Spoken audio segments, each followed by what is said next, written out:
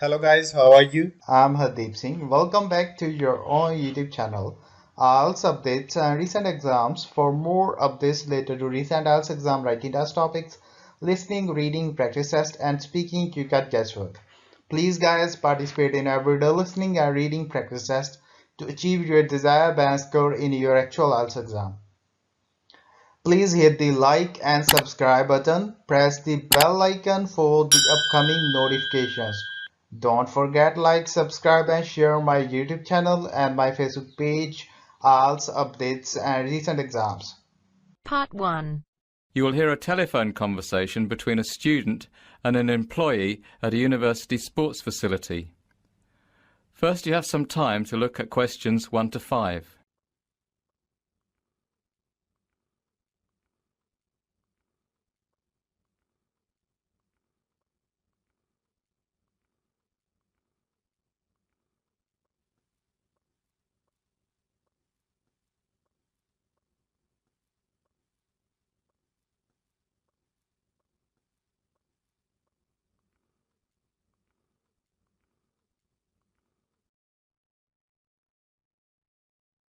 Hello, Ratner Athletics Centre. How can I help you?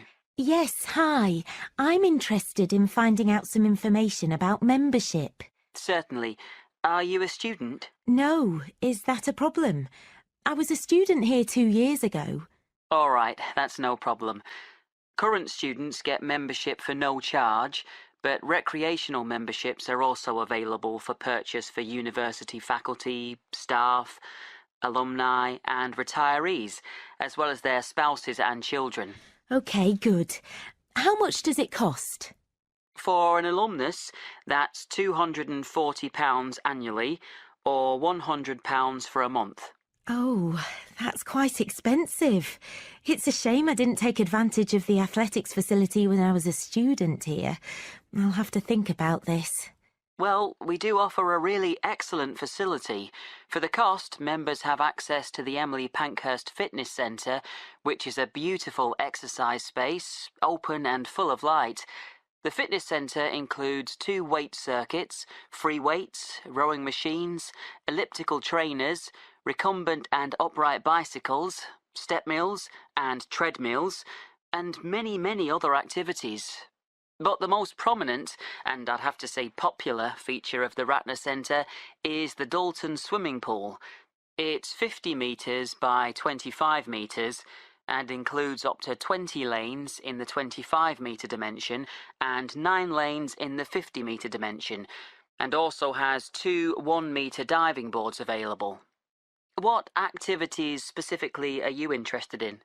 Yes, well, I'm interested in swimming and also in getting started with some weight training, although I've never tried it before in my life. I feel rather intimidated, actually. Is there instruction available?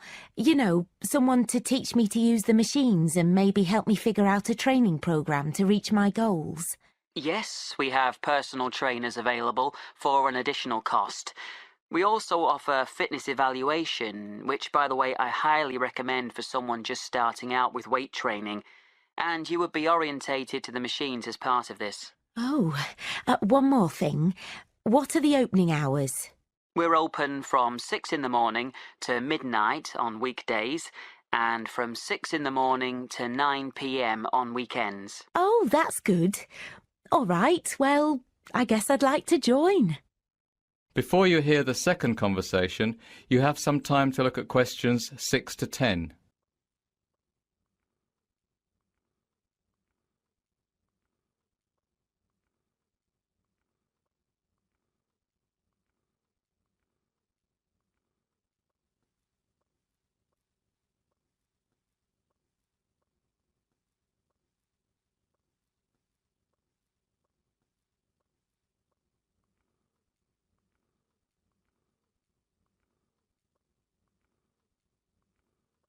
Now listen and answer questions 6 to 10.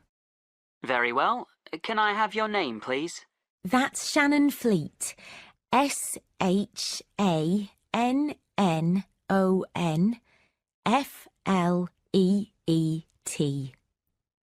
Okay. And your address? 24 Whitehall Close, Newcastle. Sorry, can you please spell the street name for me? Yes, of course. That's WHITEHALLCLOSE.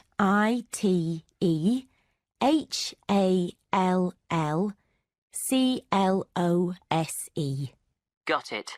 And your postcode? NE01EN.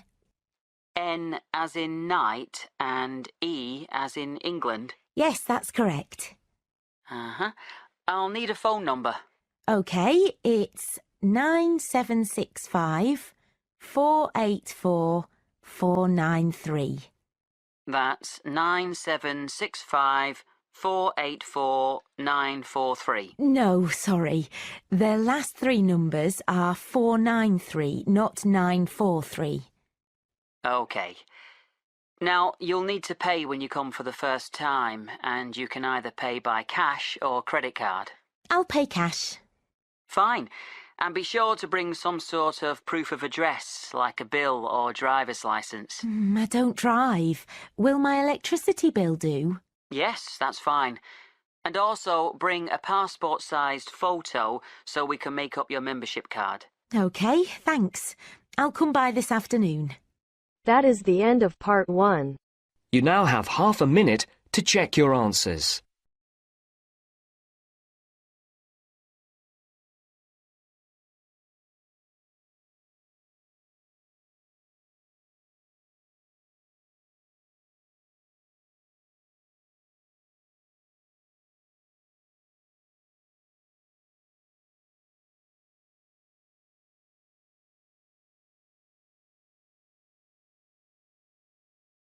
Now turns to part 2.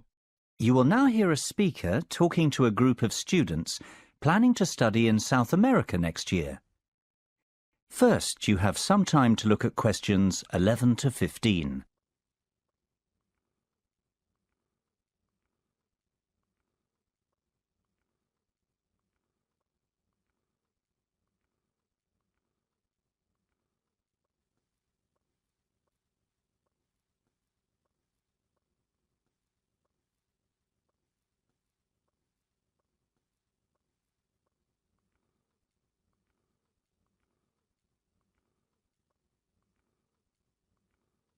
Now listen carefully and answer questions 11 to 15.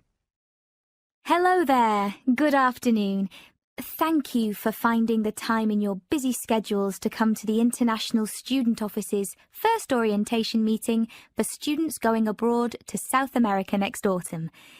By the way, if you haven't already signed next to your name on our attendance lists, they're located on the table at the entrance of the auditorium. Be sure to do it on your way out. Remember, this orientation meeting is obligatory, so you need to make sure we know that you're here. All right, to begin, we're going to be talking about health, and specifically the procedures that you have to go through in order to get your student visas for your host country. For all of you, this will entail gathering a folder of health information, such as vaccination records and proof from your doctors that you're not suffering from any serious contagious diseases. For many of you, this will also entail getting some extra vaccinations, depending on your destination country. All the specifics that each of you will need are to be found in your host country handbook that you received when you were accepted into the programme. Also, each one of you is required to attend a consultation with a doctor at the Student Health Centre who is specialised in travel medicine. The health centre can give you details about appointment times, but be sure to book your appointment early because the specialist is only at the health centre at certain times. To have the most benefit, you should have your meeting at least 4 to 6 weeks before your trip to allow time for your vaccines to take effect. Now, at this consultation, you will be given all the latest information about what vaccines you'll need and any other health considerations you need to be aware of. If you'll need to take medication for malaria, for example, or what to expect in case of any existing health issues. Before you hear the rest of the lecture, you have some time to look at questions 16 to 20.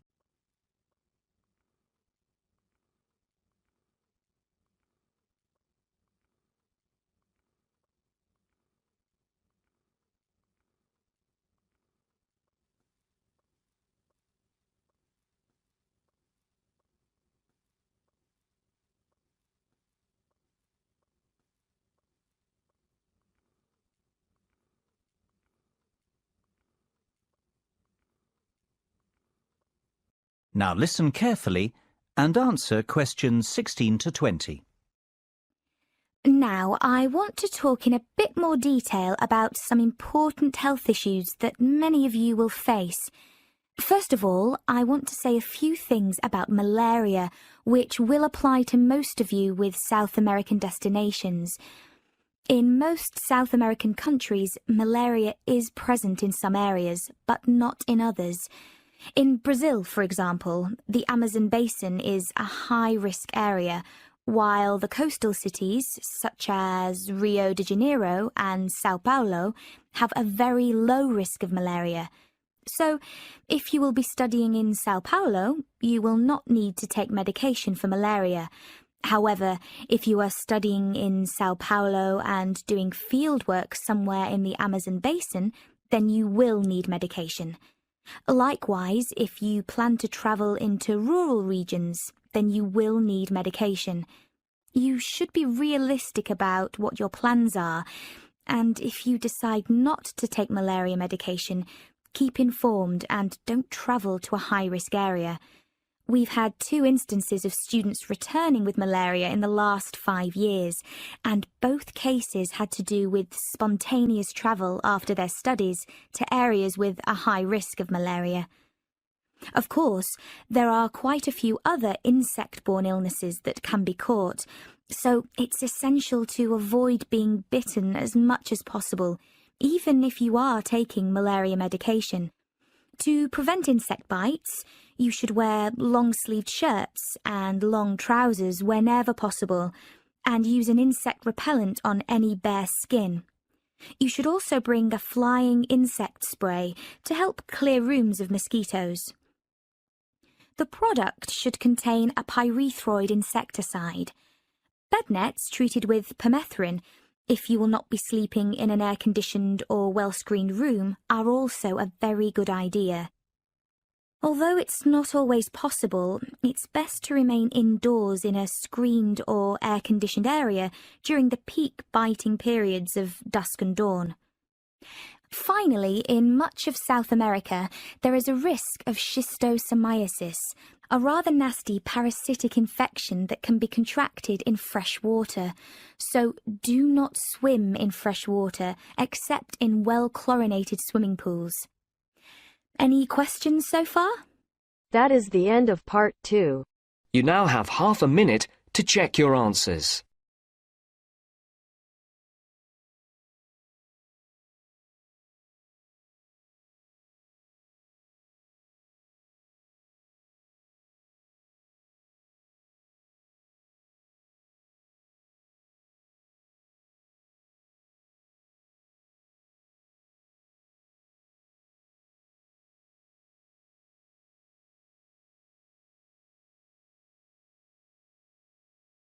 Now turns to part 3.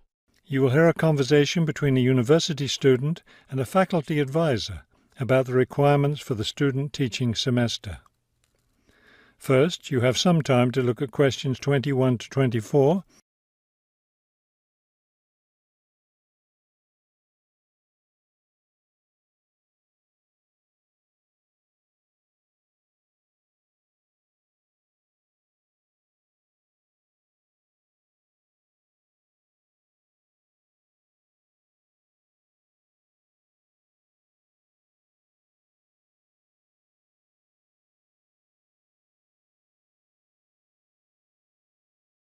As you listen to the first part of the conversation, answer questions 21 to 24.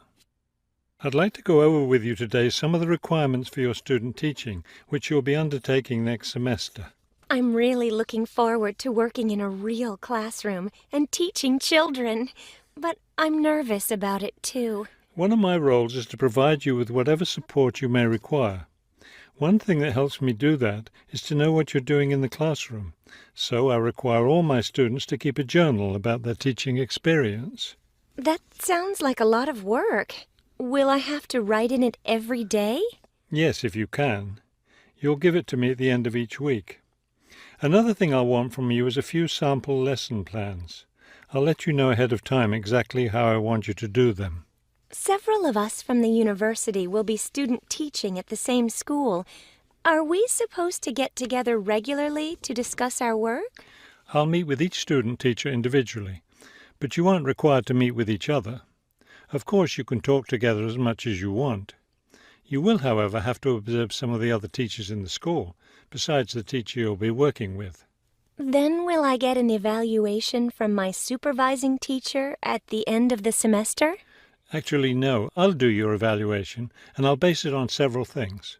One is your required portfolio, which will contain samples of your class activities and your students' work. Another important thing is your term paper. Then there won't be a final exam? No, we don't feel that's necessary for student teaching. Before you hear the rest of the conversation, you have some time to look at questions 25 to 30.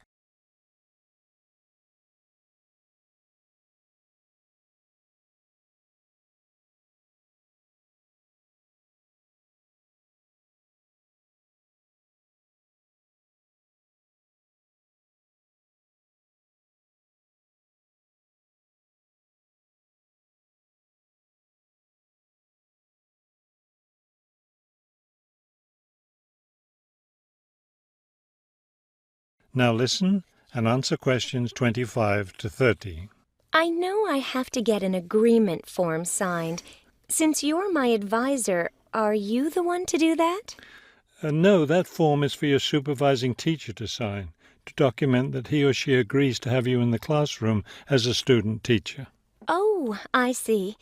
I'm concerned about the term paper I'll have to do and the evaluation process. I'm not sure I understand what I'm supposed to do. Regarding the term paper, the first thing is to choose a topic. It should be related to your teaching work. You should let me know your term paper topic by the end of the first week of the semester. Will you be observing me regularly in the classroom? Yes, and during the fourth week of the semester, we'll have our first evaluation meeting to discuss my observations. One thing I'm really looking forward to is the student-teacher conference that the university puts on every year. I'm glad you're looking forward to it. Of course, everyone in the program is required to attend. The conference takes place, let me check. Yes, the seventh week of the semester. When will I have to turn in my term paper? The term paper is due by the end of the 14th week of the semester. Then during the 15th and final week, we'll get together one last time for a semester review. Wow, it looks like I have a busy semester ahead of me. That is the end of part 3. You now have half a minute to check your answers.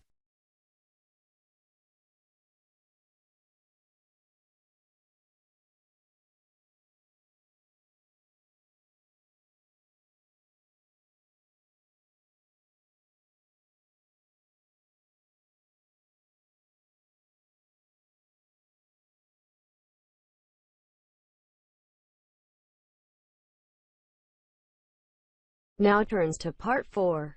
You will hear a lecture about customer psychology. First, you have some time to look at questions 31 to 35.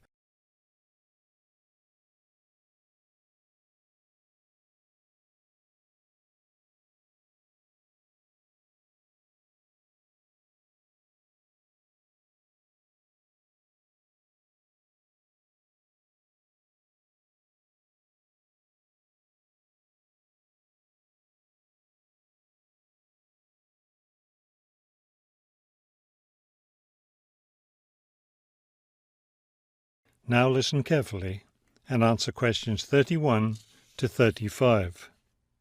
An understanding of customer psychology is an invaluable aid for retailers looking for ways to increase sales. Much can be done to the store environment to encourage shoppers to linger longer and spend more money. The first aspect to consider is the physical organisation of the store. Placement of merchandise has a great deal of influence on what customers buy. For example, a common practice among retailers is to place the store's best-selling merchandise near the back of the store. In order to get to these popular items from the front entrance, customers have to walk down aisles filled with merchandise that they might not see otherwise. Carpets are also used to direct customers through particular areas of the store. Retailers choose carpets not only for their decorative or comfort value, but also because lines or other types of patterns in the carpets can subtly guide shoppers in certain directions.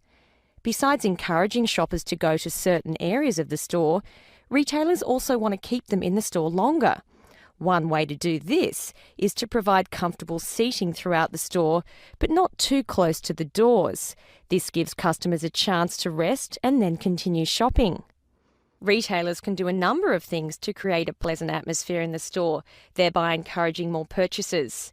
Music is commonly used, not as entertainment, but as a calming influence. It can slow the customer's pace through the store, making them spend more time shopping and consequentially making more purchases. Scents are also used in various ways. Everyone has had the experience of being drawn into a bakery by the smell of fresh bread. Experiments have been done with other types of scents as well. For example, the scent of vanilla has been used to increase sales in clothing stores. Before you hear the rest of the talk, you have some time to look at questions 36 to 40.